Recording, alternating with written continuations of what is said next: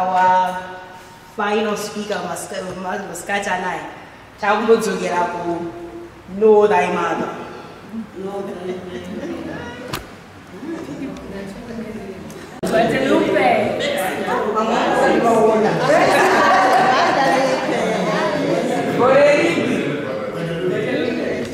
Go ready?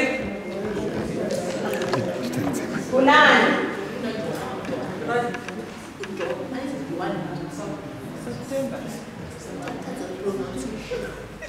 Juan Diego. Yes.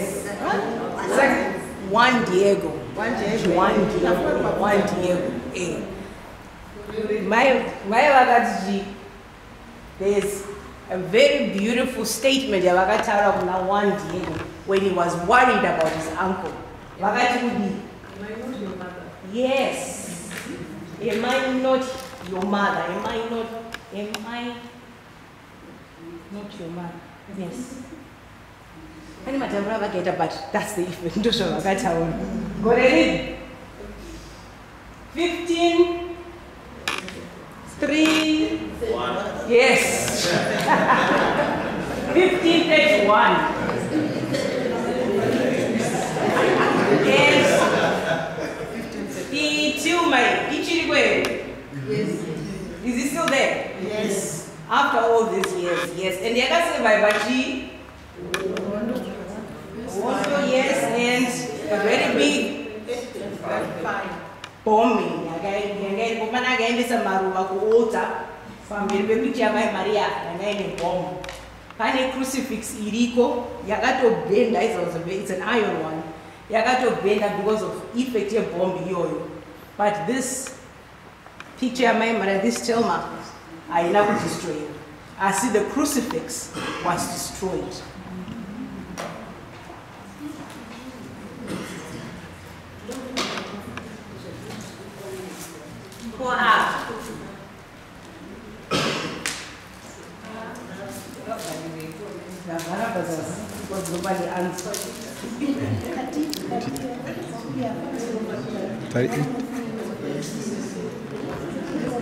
Yes, this one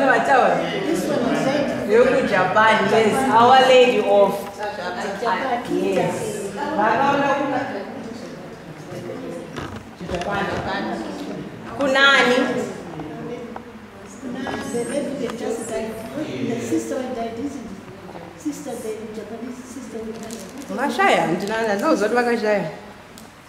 Sister Agnes. She's died 2 days ago. Really?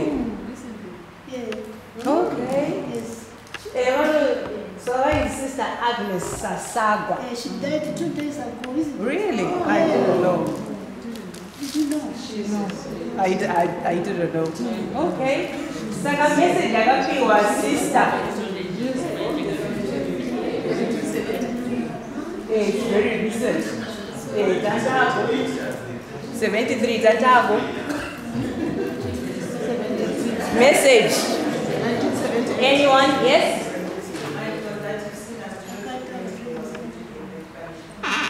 Yes, that's one of them. And one of that's what I and one of the messages my Maria, my bishop, my priests, my cardinals, and the Pope. There will come a time where cardinals will go against cardinals, priests against priests, and to pray for the bishop, and bishops against bishops. And we are actually living in that time. So that this picture of my Maria, this statue, and picture of my she cried 101 occasions, on 101 occasions, for 6 years, 8 months. Right, last but not least,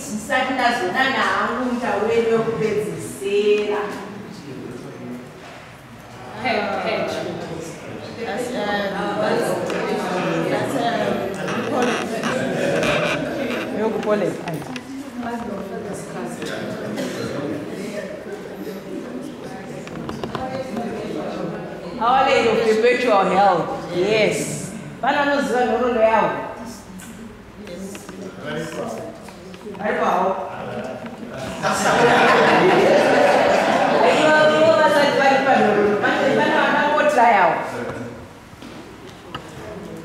Our Lady of Perpetual Help,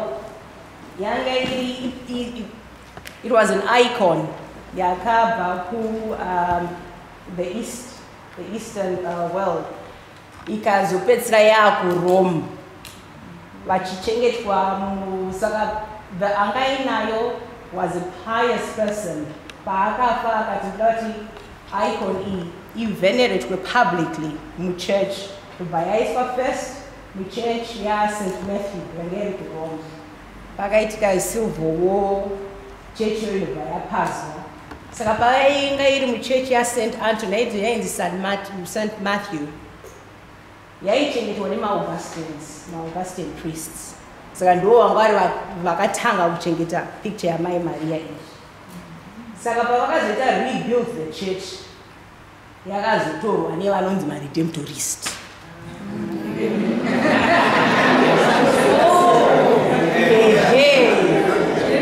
Saka maredemptorist akasova akapachurch pabaina St. Matthew paya paitendwa nevaSt. Augustine.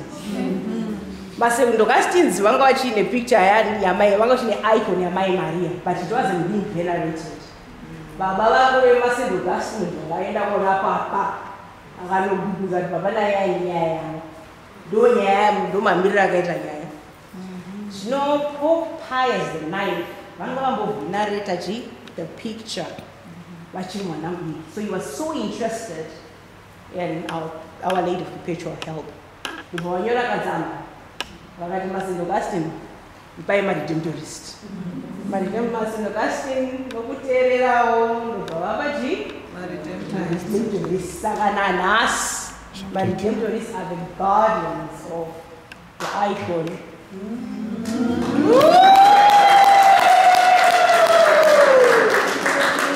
Message yavakapiwa naPope Pius pavakanzi ndima guardian, vakanzi make her known. That was the mandate that they were given. On that note, ndakudana muredemptorist watinaye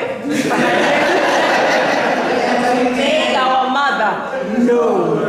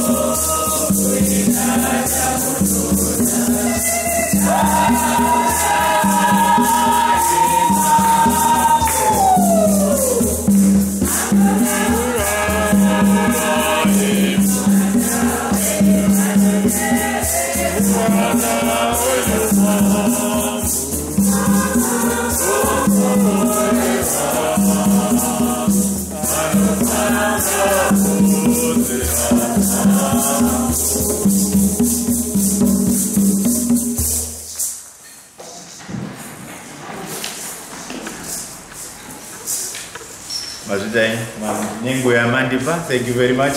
I see in the Lord is something.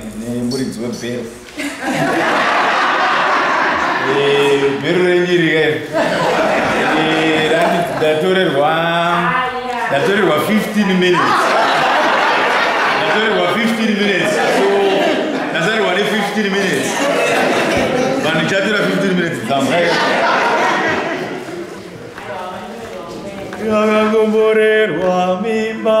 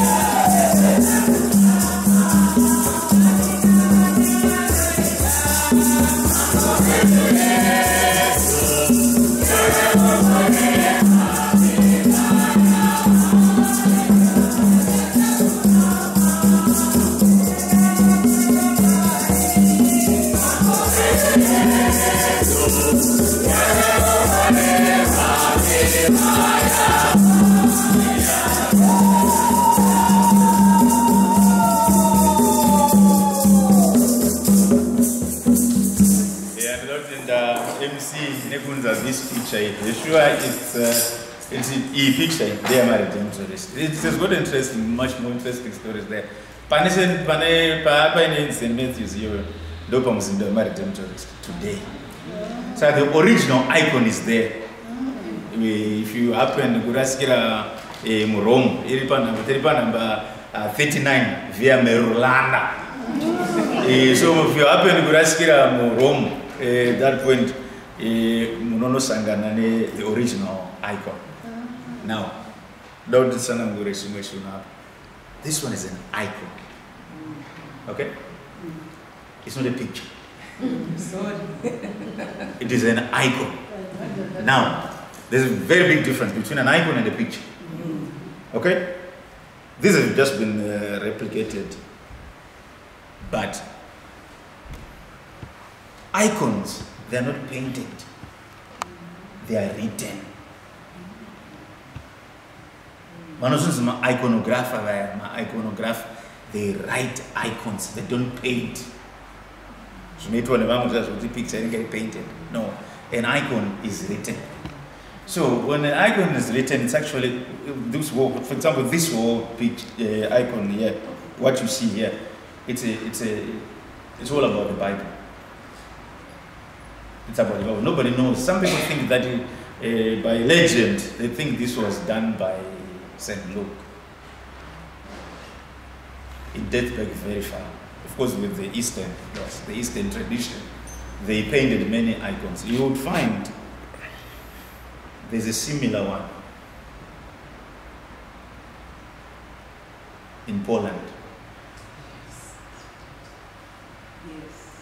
You know, it's hourly before. And Black Sheep? Black Madonna. Yeah, Black Madonna. Yeah, it's similar. So there's a tradition of those way back.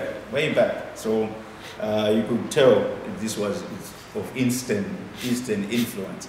But anyway, it's a painting, it's a gospel. It's the scriptures here. You will notice kuti Yesu ari mumaoko mai vake, but he's frightened. What you will notice again, pari apa ane falling sandal.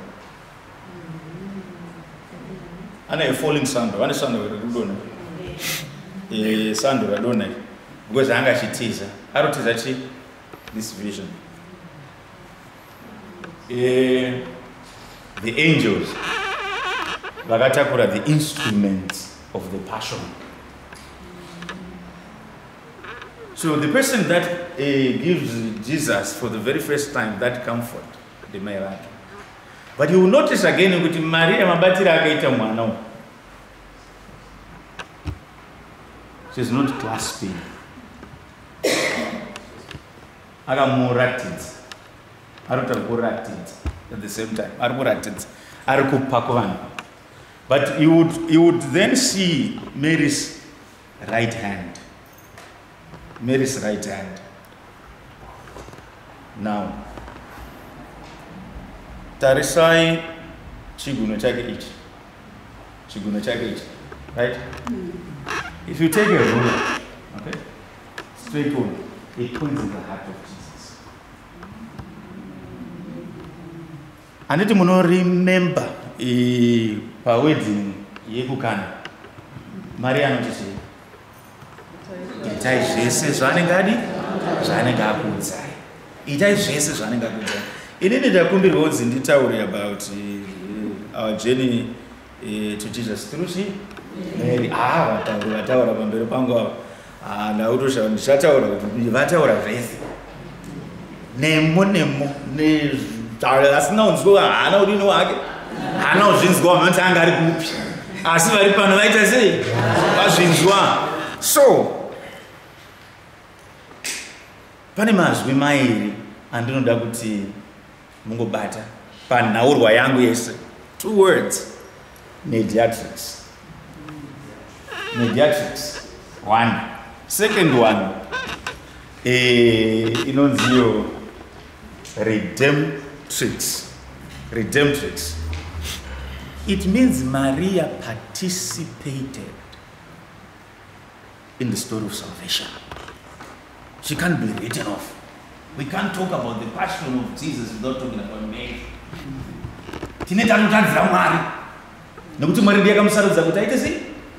I participate in the story of salvation.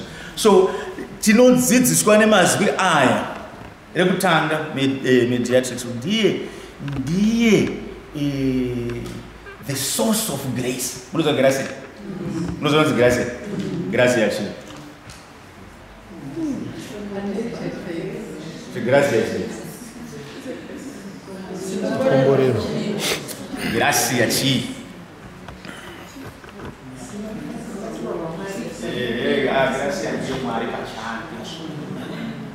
We know the state of grace. Full of grace. That's what it is. The umari. No grace. Umari. Walona kwa mati. Maria yalawa menzaniso. Iwo kutanga kugabuchira umari. Dosa kaiba digati yakakumborerwa mimba yani? Na Maria yakachakura chi? Mambo wedu Yesu. Don't Sakana isuti chiwona Maria. Takaitirwa lucky. Rakanyanyisi. Which the evangelist Matthew struggled with. And makamuberenga genealogy ya Matthew. Makamuberenga genealogy ya Matthew. Yeah? I doubt me wearing it in the Bible. They don't have Bible. Very chop and they don't put the one out of the Bible. You don't do a Bible, my very Bible. Chop, American genealogy, American genealogy. Yeah, Matthew. Moringa ya look, Mona to Jaga Fanana.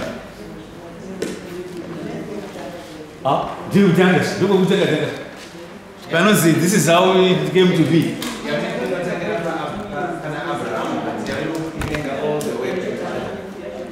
But Parasol Rodmunds, we see safe Albana, where Maria, can someone read it? Can someone read that for me, please? Read it. This is the genealogy of Jesus, the Messiah, the son of David, the son of Abraham. Abraham was the father of Isaac, Isaac the father of Jacob, Jacob the father of Judah and his brothers, Judah the father of Perez and Zerah, whose mother was Tamar, Perez the father of Hezron, Hezron the father of Ram, Ram the father of Aminadab, Aminadab the father of Nashon, Nashon the father of Salmon, Salmon the father of Boaz, whose mother was Rahab, Boaz the father of Obed, whose mother was Ruth, Obed the father of Jesse, and Jesse the father of King David. David was the father of Solomon, whose mother had been Uriah's wife. Solomon the father of Rehoboam, Rehoboam the father of Abijah, Abijah the father of Asa, Asa the father of Jehoshaphat, Jehoshaphat the father of Jehoram, Jehoram the father of Uzziah, Uzziah the father of Jotham, Jotham the father of Ahaz, Ahaz the father of Hezekiah, Hezekiah the father of Manasseh, Manasseh the father of Ammon, Ammon the father of Josiah, and Josiah the father of Jeconiah and his brothers at the time of exile to Babylon. After the exile of Babylon, Jeconiah was the father of Shealtiel, Shealtiel the father of Zerubbabel, Zerubbabel the father of Abihud, Abihud the father of Eliakim, and Eliakim the father of Azor, Azor the father of Zadok, Zadok the father of Akim, Akim the father of Elihud, Elihud the father of Eliza, Eliza the father of Matan, Matan the father of Jacob, and Jacob the father of Joseph, the husband of Mary. And Mary was the mother of Jesus, who is called the Messiah. Now you see,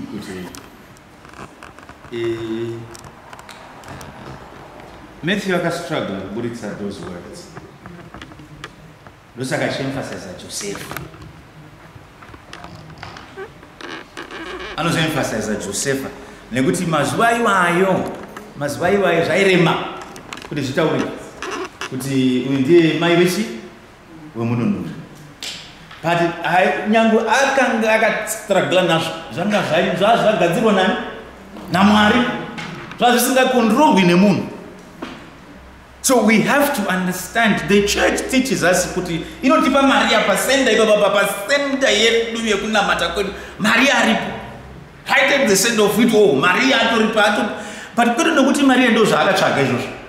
Mari haana kuti amai vayesu kuti arumbidzwe nesangano. Mari haana kuti amai vayesu kuti angotsvaka kuwaniswa simba agonzi ndiye ane masimba kana kuti aite sei. Mwari ndiye akatipa mari. Mwari pachake ndiye wakatipa mari kuti isusu sevanhu nokuti akanga aona mafambiro atinoita paupenyu hwedu, we always are easier tichienda through someone for the intercessions idzodzo idzi, so that we kwete kuti vanhu vanozoti zvinomuruti Maria saka ruponeso ipfumba dzine dzichitongorasika kuda kungotsvaidza kunzwisisa. But what God has given to us through Mary is an opportunity to go with confidence. With confidence kuna Maria. Nekuti Maria ndiye anoziva zviri mumwoyo wechi womwana wake. Maria anoziva zviri mumwoyo womwana wake. Ndosaka akati kuvanhu itai zvese zvaanenge aite sei akuudzai.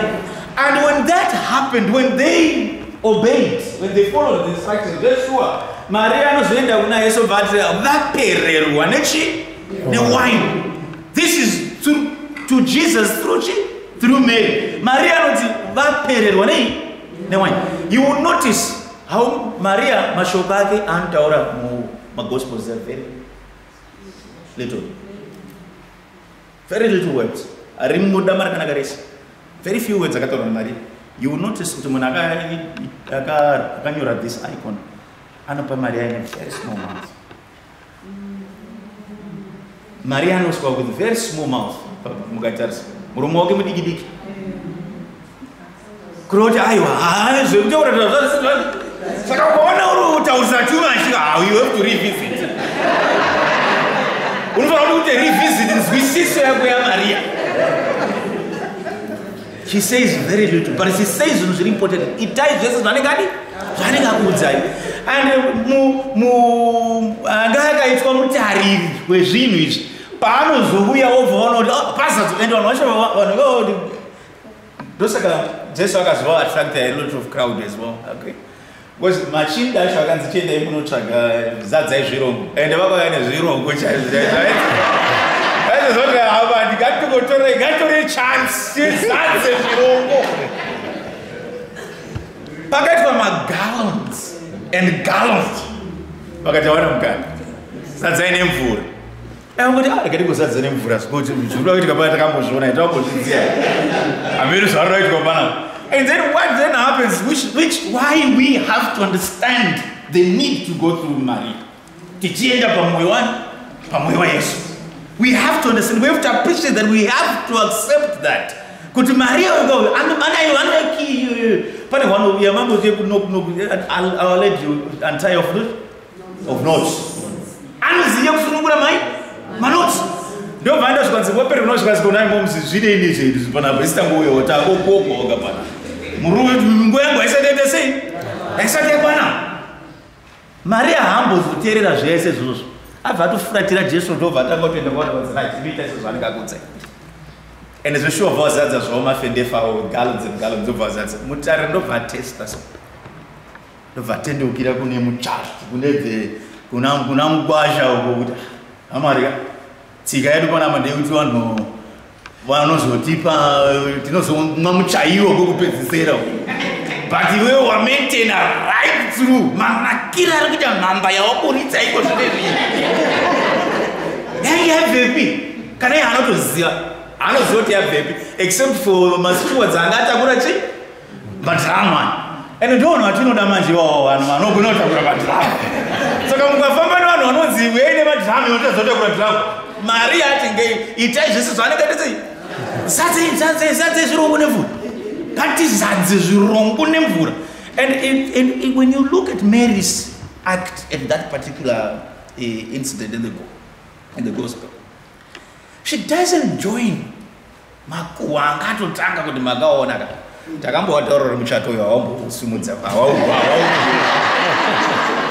vaida kuonerwa nemuchato iwoyuyu muchato uyu zvinochiona imanje mhamba yapera zvinotira kutozvinotoanita sei mari haajoini makuhwa iwayo atona kuti pateta disaster muchato iyoyo hani munhu yange yakuda kutogona ipa pasizvazomboitika hani munhu ndobva angoita zvaanoziya akaenda kumunhu waiziya kuti anopedza chi problems. That's why we go kuna Maria. Musambotya ine kuenda nekuna Maria.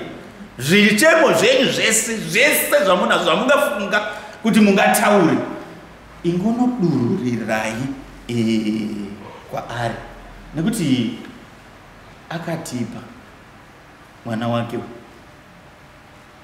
and so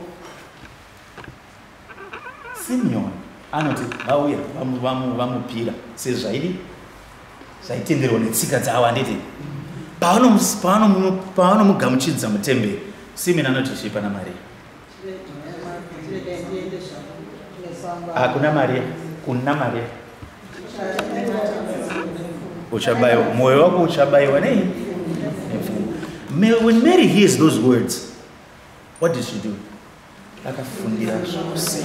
She pondered. Which of course kufundira mumwe kuita sei? It's not ponder. But when you use the word ponder, to ponder is to meditate. Akatanga kuda kunzwisisa kuti mashoko adi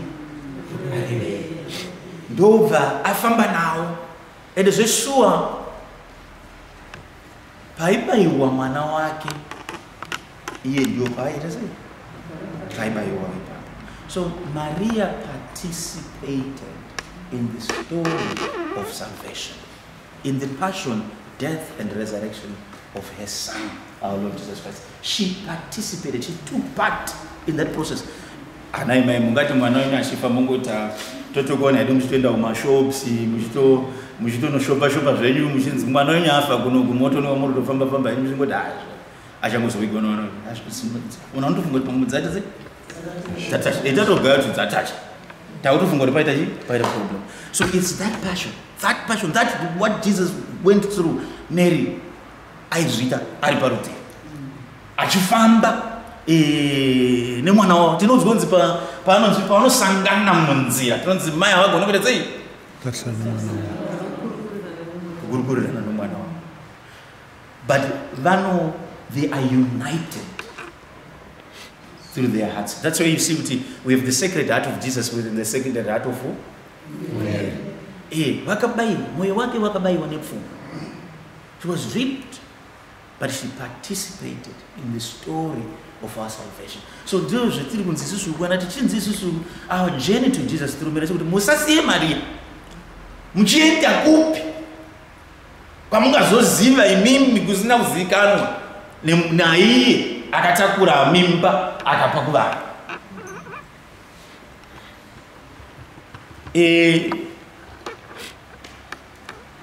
The one thing I would point out, very important as well, if you don't have this icon in your house, go and get one. Okay? Go and get one if you do not have this one. If you look at the eyes, Maria, whichever side Raul, whichever side Raul, we are not alone. We are not alone. Maria, her eyes are on us. Akatitarira. Kuti tisarasike nokuti anoziva tinorasika. Andoziva tinorasika. Sandoro radambotara pekutangaira ndiro rinomiririra kudonha kwedu isi kuva kwedu muchivi. Yesu achizotinunura. So what we are being encouraged to do, we must, with confidence, enda kuna Maria. Rosary chaiyo. Sometimes ndinotomboroguta ndina mati angu mazuva ese. Asi, I will tell you, kana mune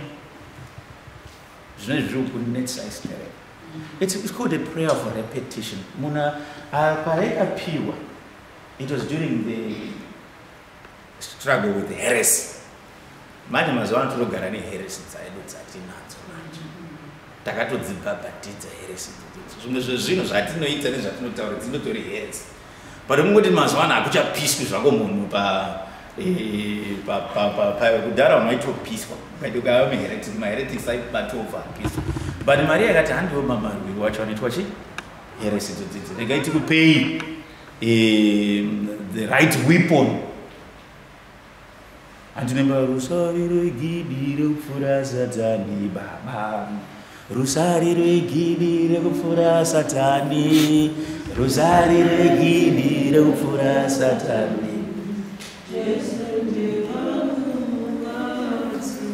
Yes, Maria akapa that weapon. Kwete kuti vanhu vachekana nemapanga.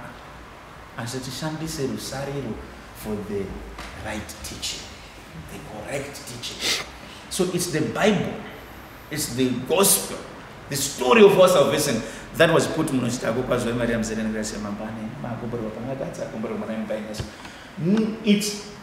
it's also, we can use it as what we call a center in prayer. Can all munhu yao kuti munhu yao kuti anoti agono concentrate pakunama. Use the rosary. Anasaka bonu uri munhu ari anototi uchangotanga kuti muzita rababa nerumwanakomana neramweya mutsvene wautanga kungoti wakomana shift iri komangwana anenge akaona anafunga kuti saza rangu riya randakapisiya nezuro riya pfungwa dzatorwa pasi. Use the rosary, okay? The rosary will help you to meditate, to say prayer, even if you are, because when you are repeating yourself, my distractions are weird. My distractions are always there in prayer. You will always have distractions in prayer. It was not taking, but they must not take us away from prayer. Because they have been distracted, so not as I was going to say. I was going to speak, I was going to shake, I was going to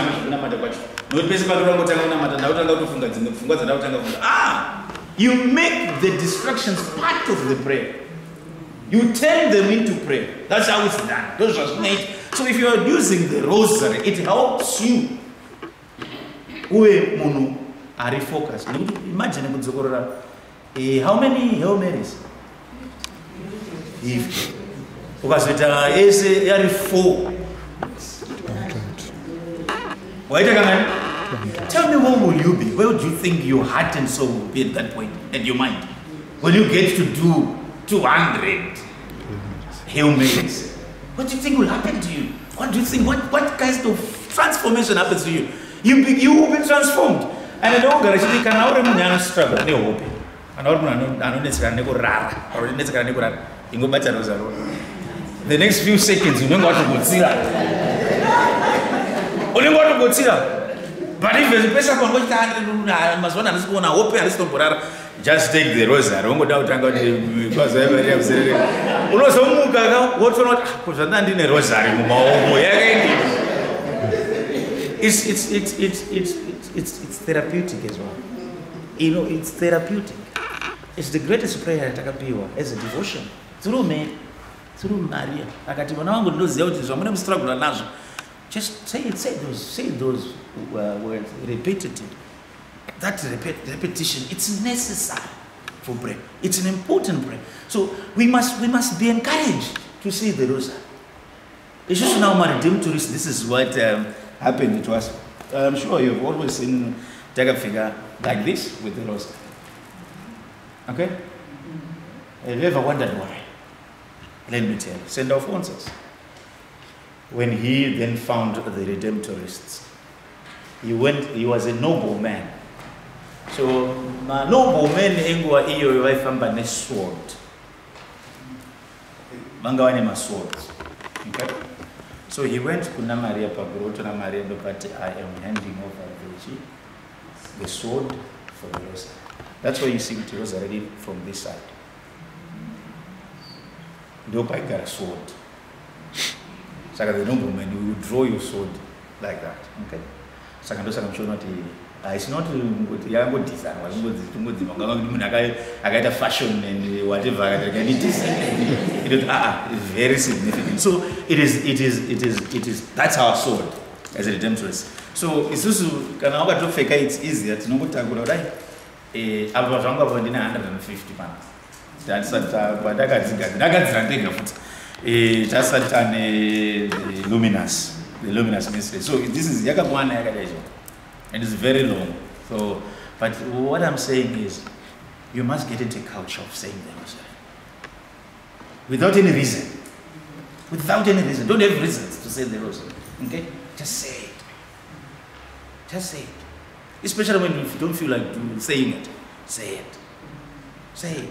Because Mary takampiwa naye Mwari pachake ndiye akaona zvakanakira. I cannot go deep into the dogmas and also, but one of the most beautiful celebrations in H.Y. Maria is the Immaculate Conception. That great feast of the Immaculate Conception. That one tells us zvakanga zviri mupfungwa dzaMwari zvinoratidzwa naye Mari kune kuna Maria. Mari anozviratidzira kuna Maria. Ndosaka achinzi asine chin'anga. It was not of the age of the flesh, but Mari ndiye akamusarudza, so that we ourselves will always look at Maria and say, this is no patinofanira kuti. That is why it's important when you go to confession. Okay, go to confession. Maika, mugoreurura matadzi wenyu ose. Kana ndo anaseta rupinduko charo dzimwe nguva endai kuna Fata wamunotiza iye. Fata wamunotiza wewe rupinduko mukamona ari parupinduko iye. Endai kuna Fata iye. Endai iko kuna Fata iye, endai iko. Nekuti chinhu chiri at the heart of a confession, a good confession, kurwarira matadzo. That shame it's necessary for conversion. Ukangofamba kuti adakupinda murupindu asinokuziva zvafamba sei kuti wongopinda wobuda unenge usina kunyatsoita rupindu. Rupindu unofanira kunzwa kuti pana pari kurema, mwoyo wangu wakaremerwa. That's the right cause and yekuti uone kuita murupindu. Kangopinda zvakaita wokiwoka kuti of course magrasi anokushanda ati haapiwi nemunhu haapiwi naFata. Igrasi ndiye Mwari pachake. But when you go into confession, and those are the few ones who discourage us, do general absolution. Paya panonzi name priest, and I absolve you, and I absolve you from your sins, in the name of the Father, and of the Son, and of the Holy Spirit. What is become of you is full of grace. Ipapa mukanzi uchibuda panze kubvaurwa nemotokari madenga rakazara saka zaro straight on hapana zvokumbodzazi kuita purgatory kana kuita when you sins are forgiven unongosvika weingopinda denga kana Peter kana ane hapana anongokubvunza kuti ko mabvane kupi mimi zvafamba sei nekuti unongoenda straight on kudenga. So we have to understand kuti isusu ndosaka takapiwa Maria kuti titarire nekuti tinotsauka mumagracia tinobuda mumagracia. But when we look at Mary, this is our example.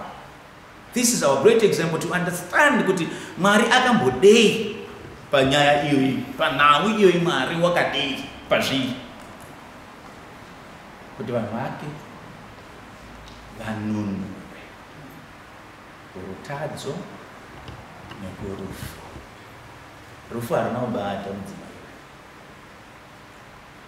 harina kubata mudzimai, because death is corruptibility. But Maria harina kumubata. She slipped into eternity. Kungorara sovhara wopotomuka the next thing waubeka. Imagine that. Ndingada hangu mfiro wakada. Ndandopedza ndaiona time. Ndaiona time. Thank you very much vana mai nana baba nekuteerera. Thank you very much. Atenda Shikuku.